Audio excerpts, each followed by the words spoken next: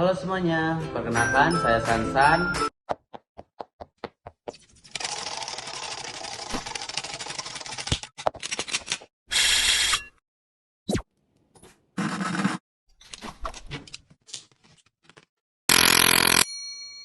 Di sini saya akan menjelaskan konsep dasar manajemen keuangan.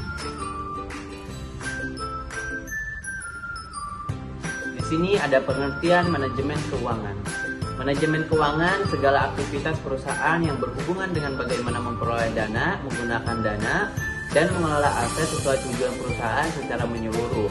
Dengan kata lain, manajemen keuangan merupakan manajemen pengelolaan mengenai bagaimana memperoleh aset, mendanai aset, dan mengelola aset untuk mencapai tujuan perusahaan. Di sini ada dari definisi tersebut di atas tiga fungsi utama dalam manajemen keuangan, yaitu yang pertama keputusan investasi, yang kedua keputusan pendanaan, dan yang ketiga keputusan pengelolaan. Oke, selanjutnya ada tujuan perusahaan. Tujuan perusahaan mencapai atau memperoleh laba maksimal untuk kemakmuran pemilikan perusahaan. Yang kedua ada menjaga kelangsungan hidup perusahaan. Dan yang ketiga ada mencapai kesejahteraan masyarakat sebagai tanggung jawab sosial perusahaan. Selanjutnya ada keputusan investasi. Di sini ada beberapa poin. Yang pertama itu investasi diartikan sebagai penanaman modal perusahaan. Penanaman modal dengan dilakukan pada aktiva real atau aktiva finansial. Aktiva real yang kedua ada aktiva real merupakan aktiva yang bersifat fisik atau dapat dilihat jelas secara fisik. Misalnya persediaan gedung, tanah, dan bangunan. Sedangkan aktiva finansial merupakan aktiva berupa surat-surat berharga seperti saham dan obligasi. Yang ketiga ada aktiva-aktiva yang dimiliki perusahaan, akan digunakan dalam operasinya untuk mencapai tujuan perusahaan. Kemampuan perusahaan mengelola aktiva tersebut sangat menentukan kemampuan perusahaan memperoleh laba yang diinginkan. Nah, di sini ada yang keempat ada pengambilan keputusan yang keliru dalam investasi tersebut berakibat terganggunya mencapai tujuan perusahaan.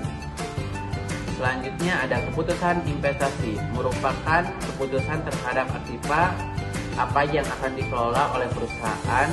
Keputusan investasi ini merupakan keputusan yang paling penting di antara ketiga bidang tersebut. Oke, selanjutnya keputusan investasi berkenaan dengan unsur-unsur neraca yang berada di sisi aktiva. Oke, selanjutnya ada keputusan pendanaan. Yang pertama itu keputusan pendanaan akan mempelajari sumber-sumber dana yang berada di sisi pasifan. Yang kedua, keputusan pendanaan menyangkut beberapa hal, yaitu pertama keputusan mengenai penempatan sumber dana yang diperlukan untuk membiayai investasi. Sumber dan yang akan digunakan untuk membiayai investasi tersebut dapat berupa hutang jangka pendek, hutang jangka panjang, dan modal sendiri. Yang kedua ada penempatan tentang perimbangan pembelanjaan yang terbaik atau sering disebut struktur modal yang optimal.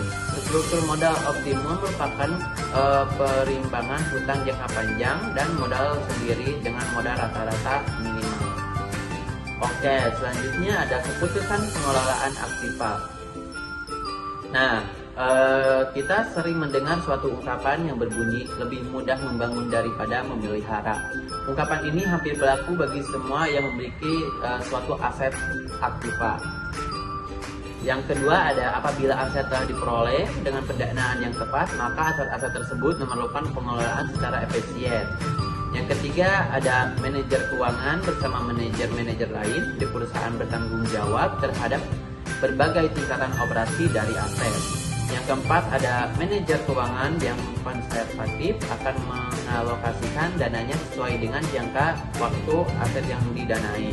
Misalnya aktiva lancar akan didanai dari hutang lancar yang jangka waktunya lebih panjang dari usia aktiva lancar dan sebagai hutang jangka panjang. Selanjutnya ada perkembangan teori keuangan. Di sini ada beberapa poin. Yang pertama, teori pasar modal efisien, yang kedua, teori struktur modal, dan yang ketiga, teori dividen. Yang keempat ada teori diskonto akhiran kas. Yang kelima ada teori agen. Yang keenam ada teori informasi asimetri. Yang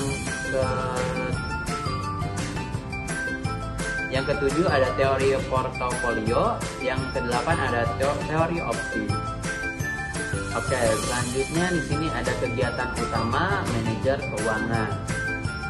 Yang pertama operasi perusahaan, dan yang kedua manajer keuangan, dan yang ketiga pasar keuangan. Keterangan kegiatan manajer keuangan. Nah, yang pertama kas diperoleh dengan menjual aset keuangan kepada pemodal atau investor. Yang kedua, kas yang diperoleh diinvestasikan untuk operasi perusahaan. Yang ketiga, ada operasi perusahaan menghasilkan aliran kas yang lebih besar dari kas yang diinvestasikan. Yang keempat, ada A, kas diinvestasikan kembali, atau B, dikembalikan kepada pemodal atau investor. Nah, di sini ada tujuan manajemen keuangan. Manajemen keuangan merupakan manajemen fungsi keuangan yang terdiri atas keputusan investasi, pendanaan, dan keputusan pengelolaan aset. Yang kedua, ada manajemen keuangan adalah memaksimumkan nilai perusahaan, memaksimumkan kemakmuran pemegang saham yang diukur dari harga saham perusahaan. Yang ketiga, ada harga saham perusahaan merupakan refleksi dari keputusan-keputusan investasi, pendanaan, dan pengelolaan aset. Di sini ada sumber dana perusahaan. Di sini ada dua sumber. Yang pertama itu sumber eksternal, dan yang kedua itu sumber internal. Nah, yang pertama sumber eksternal yaitu hutang jangka pendek dan jangka panjang. Yang kedua modal sendiri berupa saham, dan di sini ada sumber internal yaitu yang pertama laba tidak dibagi atau laba ditahan. Yang kedua depresiasi atau penyusutan. Sekian presentasi dari saya.